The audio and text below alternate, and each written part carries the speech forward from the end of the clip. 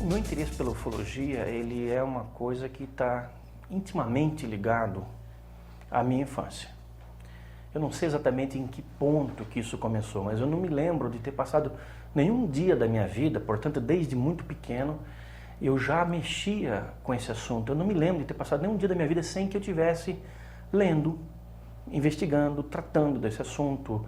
Eu comecei muito cedo, eu acho que como quase todos os ufólogos, eu comecei me interessando por notícias de jornal que tratavam do assunto.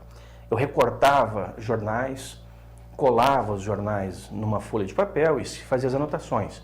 Então, por exemplo, naquela época eu morava em Maringá, por exemplo, um objeto voador que tivesse sido visto em Londrina ou Curitiba ou qualquer outro lugar, eu anotava as informações relativas ao que acontecia, porque eu tirava dos recortes de jornal e lentamente, gradativamente, eu fui observando que diversos casos acontecidos em diversas regiões, relatados nos jornais, sem que você levasse em consideração as distorções, você tem que fazer uns descontos, né? Esses casos eram muito semelhantes. Então, um objeto voador não identificado, um disco voador visto sobre Cascavel numa determinada noite, relatado por um jornal, digamos, a Folha de São Paulo, indicava ser um caso muito semelhante a um outro acontecido em Paris, segundo o jornal O Globo, e um outro acontecido em Curitiba, segundo, por exemplo, a Folha do Paraná. Então, as diversas fontes de informação que eu tinha me deram um subsídio para ver que o fenômeno era global, que o fenômeno dos discos voadores acontece no mundo inteiro. A partir daí, isso já de tenra idade, já com 12, 13 anos, eu já tinha alguma coisa perto assim de 5, 7 mil recortes de jornal, tudo arquivado direitinho. Cheguei a ter 20 mil recortes de jornal. Era assim, uma coisa bastante cuidadosa que eu tinha. Eu me dedicava muito a isso aí e comecei logo cedo a falar com pessoas que tinham tido experiências também. Vizinhos, amigos dos meus pais, que tinham tido experiências. E daí para fazer analogias dos casos que as pessoas tinham tido, que me contavam experiências de observações, naves perseguindo eles, esse tipo de coisa, até a ligação disso com os outros casos que eu conheci através de livros e dos recortes de jornal, foi uma coisa muito rápida. Você passa então a ter acesso a um universo de informações muito grande. E é inevitável que você faça correlações, que você faça compilação de dados, que você tire conclusões. Ato contínuo, comecei a fazer palestras sobre esse assunto. A minha primeira palestra eu tinha 14 anos de idade. Época, por sinal, em que eu comecei a lecionar. Eu dei aula de química, eu era monitor de um cursinho com 14 para 15 anos, de química orgânica. E também aprendi inglês muito cedo, talvez uma coisa de reencarnação, então isso me facilitou ter acesso a fontes de informação de outros países. Chegou uma época que eu tinha, com 16 ou 17 anos, contato já com muitos países do mundo inteiro, com ufólogos que nesses países faziam suas investigações. Então isso propiciou que eu tivesse uma bagagem dentro desse assunto bastante sólida, e também porque eu estudei química na faculdade, então isso me deu um contato muito íntimo com o método científico de investigação. Uma coisa ligada à outra, resulta que eu comecei a fazer pesquisa assim num nível mais do que o elementar sobre o assunto. Com 16 para 17 anos, eu já tinha trabalhos publicados, trabalhos bastante interessantes na revista Planeta. Com 18 anos, eu já fazia conferências em praticamente vários lugares do Brasil. Com 20 anos, eu ainda residia em Maringá, no Paraná, e aconteceu aqui no estado de Mato Grosso do Sul um fato muito significativo, que foi a observação de um objeto voador não identificado no estado de Morenão. Quem estiver nos ouvindo vai provavelmente lembrar disso, porque metade da população na época viu esses fatos, esse fato que se deu no dia 6 de março de 1982, jogava Operário e Vasco aqui no Morenão, e 23.500 pessoas pagando, todos viram o fenômeno. Eu morando lá, eu soube do fato, eu vim até aqui para pesquisá-lo, e acabei ficando, voltei só para concluir o semestre, casei com uma pessoa da terra, e acabei ficando por aqui porque eu senti que Campo Grande tinha assim uma atração muito grande para esse assunto. As pessoas aqui nunca ouviram falar até então que esse assunto era algo pesquisável, que se pesquisava, que existia algo chamado ufologia. E eu, vindo nessa minha viagem, nas seguintes, eu comecei a publicar material em jornal, a convite de editores, como o do Diário da Serra da época, Comecei a publicar notícias, fatos, pesquisas, estudos.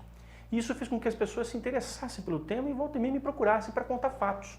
Foi quando eu descobri que Campo Grande era uma área assim endêmica de ocorrências ufológicas. Para qualquer lado que você olhe, para sair de Cidrolândia, para sair de Três Lagoas, para sair de Cuiabá, no bairro Jockey Club, no bairro Seminário, em cima do aeroporto, no centro da cidade, em cima do shopping, onde quer que você olhe nessa cidade, você vai encontrar pessoas que tiveram experiências com objetos voadores não identificados. E ainda mais para o interior, né?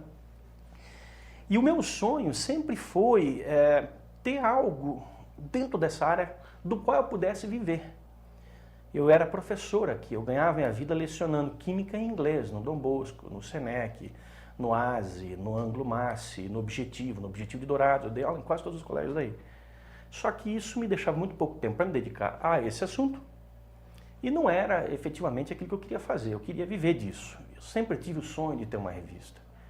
Nas viagens que eu fazia para ir lecionar em Dourados, que eu tinha que passar uma tarde inteira no ônibus para ir, uma tarde inteira no dia seguinte no ônibus para voltar, tendo muito tempo para pensar, a minha mente só ficava bolando e borbulhando e fervilhando umas possibilidades de montar uma revista, que foi o que eu fiz. Em 1985, lancei a revista Ufologia Nacional e Internacional. Até então no Brasil só havia uma revista sobre esse tema, que tinha fechado alguns anos antes, foi até o número 8. E eu lancei a Ufologia Nacional e Internacional, que depois veio a se transformar na PSIUFO, que depois veio a se transformar na UFO, e a UFO está viva até hoje, no seu número 90. Uma revista que desde o princípio circulou no Brasil inteiro, e durante várias épocas ela circulou também em Portugal, em alguns países da Europa, e hoje ela está bastante regular, é uma revista que tem 52 páginas coloridas, uma revista que, modéstia à parte, é muito bem feita, porque a gente faz com muito amor, com muito carinho, e quando você faz uma coisa com esse empenho, com essa persistência, realmente o resultado não tem como não ser algo bom, de qualidade. Tanto que a revista se tornou uma espécie de referência nacional no assunto. Se você for a qualquer lugar do Brasil hoje e falar que você é de Campo Grande para uma pessoa que se interessa por ufologia, ela imediatamente vai associar Campo Grande, ufologia, revista UFO, porque é aqui o centro das atenções desse tema. E internacionalmente também, porque a revista UFO é uma das poucas que existem em todo o mundo. E desde uns 12 anos para cá, aproximadamente, com uma trajetória normal na minha linha de atuação no negócio, que eu fazia conferência pelo Brasil inteiro, eu passei a ser convidado para fazer conferências também no exterior. Minha primeira palestra foi em 1989, em Tucson, no Arizona. Eu falei 4 horas sem parar. Mal sabia que o meu inglês, na prática, não era tão bom quanto eu imaginava. Mas mesmo assim eu me saí bem e fiz uma outra em seguida em Los Angeles. E de lá para cá eu viajei para o exterior para fazer palestras 112, 114 vezes. Só para os Estados Unidos eu fui 53 vezes fazer palestras, sempre com a convite de universidade, de instituições, sempre com todas as despesas custeadas pelos organizadores. Então é um volume de conferências. Por exemplo, nos Estados Unidos eu falei 100 vezes.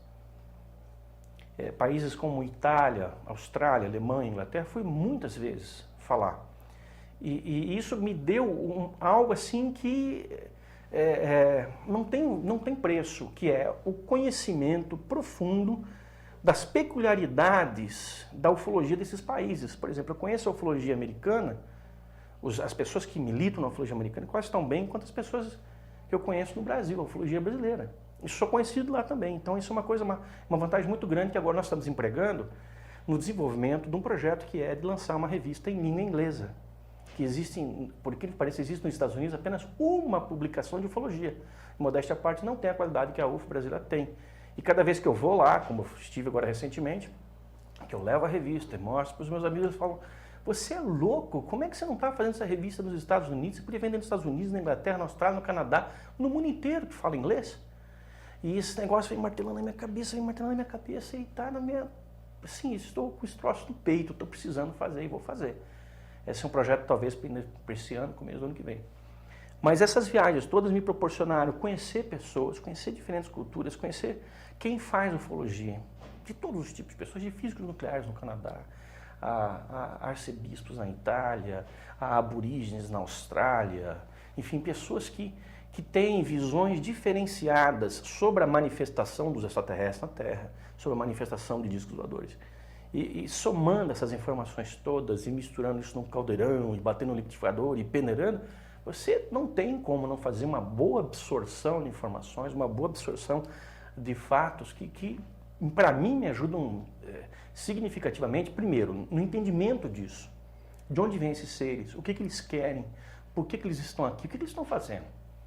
As pessoas perguntam, em geral, para um ufólogo, essa é a pergunta chave, padrão. Pô, você fala tanto que o ufólogo existe, Gilberto, mas por que eles não descem e não fazem um contato conosco? É a partir do momento que você começa a conhecer as peculiaridades da manifestação dos ufólogs no mundo inteiro, que você encontra respostas para isso. E a resposta é mais simples.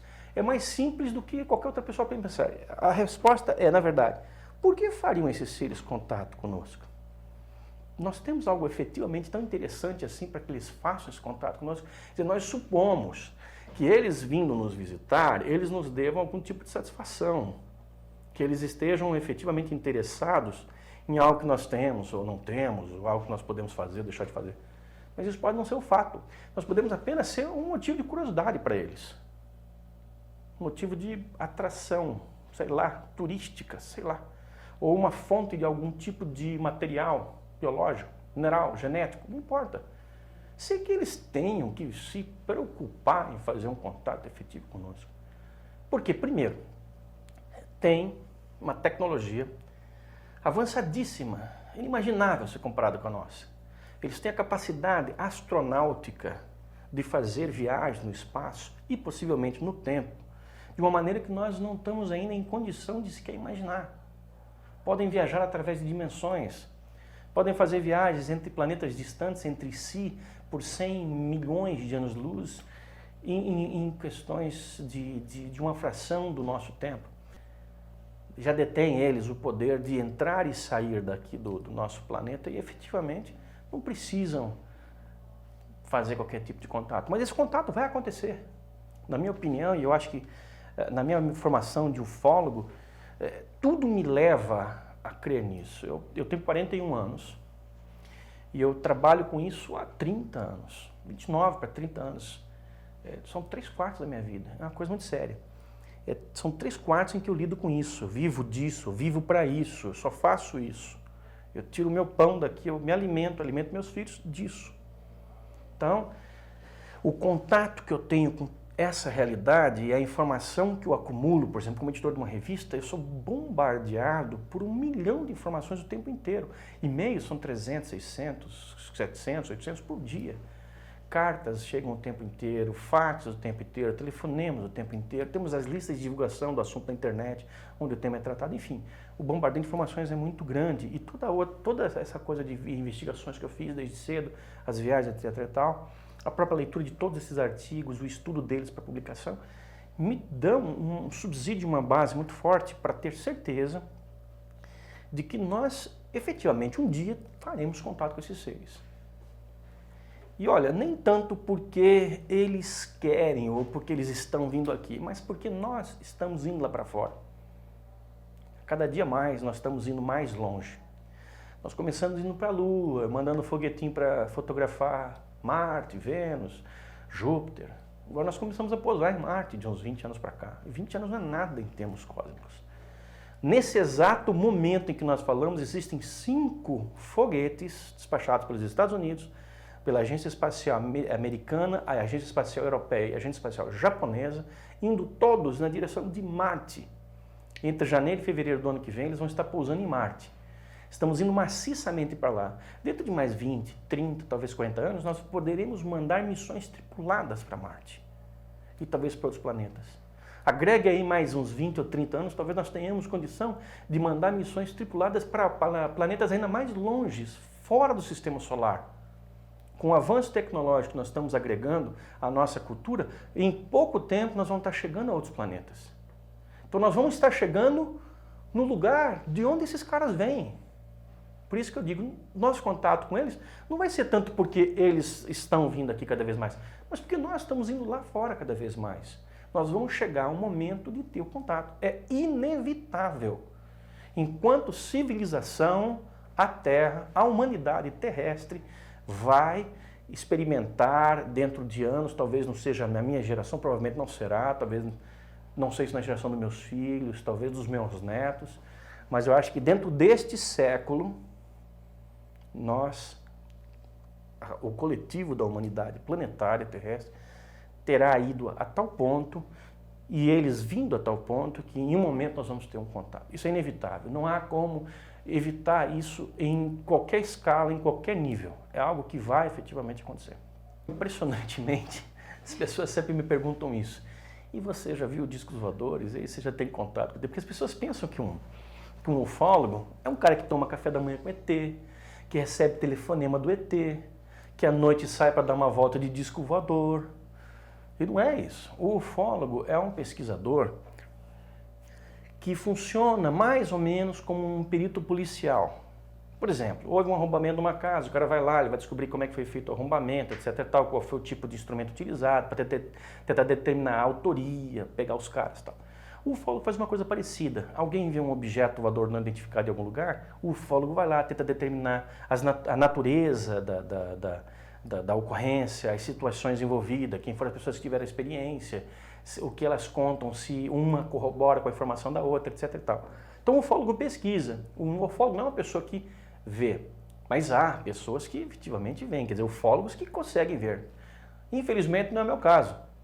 Eu, em todos esses anos de pesquisa e dedicação ao assunto, eu tive apenas 2 observaçõezinhas muito singelas, assim, muito pobrezinhas, se comparadas às observações que eu pesquisei. Eu tive uma ocorrência aqui próximo de Rio Negro, há uns 7 anos atrás, que você vê, eu nem tenho a data precisa, porque é uma coisa que não tem o menor significado para mim em termos ufológicos, nem em termos pessoais. Aconteceu, a caminhonete estava encalhada numa poça de Pantanal, essas coisas, e durante alguns 2 ou 3 segundos eu vi um objeto se deslocar no céu, que acabou se escondendo atrás de uma árvore. Depois eu não pude mais ver, não pude sair atrás, mas não era nada que pudesse ser identificado como conhecido. Era um objeto voador de origem desconhecida e provavelmente, ainda mais levado pelas circunstâncias daquelas ocorrências que estavam se manifestando naquele local, naquela época, acredito que seja de origem não terrestre. E uma outra ocorrência se deu em 1992, eu estava próximo da famosa Área 51 nos Estados Unidos, que fica a 250 km ao norte de Las Vegas, no pleno deserto de Nevada, e eu tinha ido ali para investigar uns casos e acabei ficando até tarde da noite, comi num lugarzinho muito precário. Na volta para Las Vegas, tinha um congresso em Las Vegas, eu ia fazer conferência no dia seguinte. O carro em que eu estava foi seguido por uns bons 40 minutos por um objeto voador não identificado, na mesma velocidade que nós andávamos. Nós parávamos, o objeto parava, nós andávamos, o objeto andava. E eu fiquei intrigado com o que podia ser aquilo ali, poderia ser aquilo ali. No dia seguinte, após a minha palestra de manhã, eu voltei ao local e fiz uma análise e descobri que não havia ali nenhum morro, nenhum nada que pudesse justificar a presença de uma luz, uma casa, um avião, absolutamente nada. Fiz outras vezes essa mesma viagem para saber o que poderia ser e até hoje eu não encontrei respostas. Mas também não é algo assim que tenha um grande significado para mim. O que tem significado realmente são essas informações que eu atraio, que eu garimpo, que eu consigo juntar e pesquisar e analisar. Porque uma coisa muito importante na ufologia é você ter um senso crítico. Primeiro, você tem que ter uma força espiritual relativamente significativa, porque você vai lidar no seu dia a dia com informação que contrapõe a tudo que você tem de formação inicial na sua bagagem cultural. Por exemplo, fatos religiosos, fatos sociológicos, históricos, científicos, que você tem na sua formação, na sua bagagem, eles serão inevitavelmente contrapostos pela informação ufológica que você vai obter, que você vai adquirir. Você vai saber de fatos sobre ufologia que vão colocar em xeque o que você tem de crença religiosa. Pô, e Jesus, será que era ET, por exemplo? É uma pergunta muito comum que o ufólogo se faz. Outra coisa, você vai aprender que durante toda a época da humanidade, todas as épocas históricas, nós tivemos sendo observados objetos voadores não identificados. E, em alguns casos, extraterrestres tiveram uma interação muito nítida, muito forte e produtiva com a sociedade terrestre. No caso da produção das pirâmides no Egito, algumas civilizações sumérias, incas, maias, etc. e tal, tiveram auxílio direto de extraterrestres. Então, isso se contrapõe à formação cultural histórica que você tem. E a científica. Se você é da área científica, você vai ter um nó na sua cabeça, porque você vai... Peraí, como é que pode que um objeto voador não identificado, um disco voador, como está falando esse tal de GEVAR, apareça sobre Campo Grande, 23 mil pessoas viram, ele para no ar? Ora, nem um avião para no ar, o helicóptero para, mas faz um barulhão, e o helicóptero não tem um tamanho de um submarino, que é o que foi visto em cima do Morenão. Então você vai ver que existem fatos que contrapõem a sua informação cultural, científica, antropológica, sociológica. Então você tem que ter uma certa força de espírito para encarar isso aí, se despojar disso, se despojar desses conhecimentos, ter sua mente aberta para poder absorver, para poder dar lugar dentro do seu coração e da sua mente para coisas novas que vão pintar. Esses 20 anos de trabalho são 20 anos de intensa responsabilidade. Eu tenho um papel dentro da ufologia brasileira, do qual eu sou muito consciente, que é um papel chave. Se em vez de ser uma pessoa com seriedade, com consistência no meu trabalho, eu fosse uma pessoa chegada a qualquer tipo de delírio, ou ilusão, ou fantasia, não séria, uma pessoa que não tivesse caráter de seriedade e tivesse na mão uma publicação como essa, eu certamente estaria produzindo um dano muito grande na ufologia brasileira, na forma como as pessoas veem o assunto. Entende? Porque é algo de grande responsabilidade você lidar com isso. E pessoas irresponsáveis nesse campo existem aos montes. Pessoas que inventam qualquer coisa, que te atraem com histórias bem legaisinhas, de discos voadores que te levam para dar voltinha em não sei quantos planetas, etc. e tal, e que conseguem, com a tua atração, te encantar e te tomar valores materiais, valores emocionais, e nada daquilo ali é sustentado por algo sólido, por alguma consistência, por alguma informação. Então existem muitos charlatães, existem muitos picaretas por aí, lamentavelmente. Então você tem que ter um trabalho muito sério, você tem que ter um trabalho que te coloque em paz consigo mesmo. E o meu me coloca. Daí esses dias eu estava no programa do Roberto Cabrini, e no ar, do nada ele perguntou, você não é louco? Eu falei, olha, eu prefiro ser louco, mas acreditar em tudo aquilo que eu prego, do que eu ser um alienado, não conhecer nada, não saber que nós estamos sendo visitados por outras civilizações. Olha, eu faço a seguinte pergunta para qualquer pessoa que esteja nos ouvindo agora. O que pode ser mais importante para a minha vida, para a sua vida, para a vida de todas as pessoas, individualmente e coletivamente, do que saber que nós não estamos sozinhos no universo? Não só nós não estamos sozinhos, mas nós estamos muito bem acompanhados de muitas civilizações. Não é só isso aqui, não é só o planeta Terra, é algo muito mais amplo, muito mais vasto, muito mais complexo, e nós temos direito àquilo lá. Nós temos direito ao que está aí fora. Um dia isso vai ser nosso, porque nós vamos um dia ter tecnologia, ter avanço tecnológico, que tem que vir concomitante com o avanço espiritual, senão nada feito. Nós vamos ter um dia condição de usufruir dos benefícios disso tudo que há aí, disso tudo que você vê quando você olha para o céu à noite, ou mesmo de dia. Você vai poder visitar outros planetas, você vai poder visitar outras estrelas, você vai poder visitar, passar temporadas, morar, sei lá, que tipo de experiência nós vamos poder ter com outros planetas, com outros orbes do universo. Isso não é ficção científica. Ficção científica até alguns anos atrás era o celular, era a internet, era videocassete. Isso era ficção científica 20 anos atrás. Hoje é uma realidade. Hoje você tem tantos avanços tecnológicos que até um tempo atrás, o escada rolante há um século atrás era uma coisa absurda.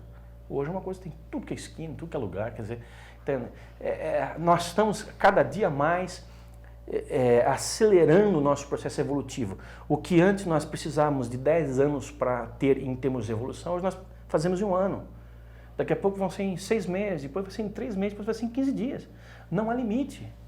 Espero que nós, enquanto sociedade planetária, não nos destruamos com alguma dessas imbecilidades terroristas que acontecem por aí, bombas aqui, bombas ali, antes de ter a glória suprema e direito nosso de conhecer o que está aí fora.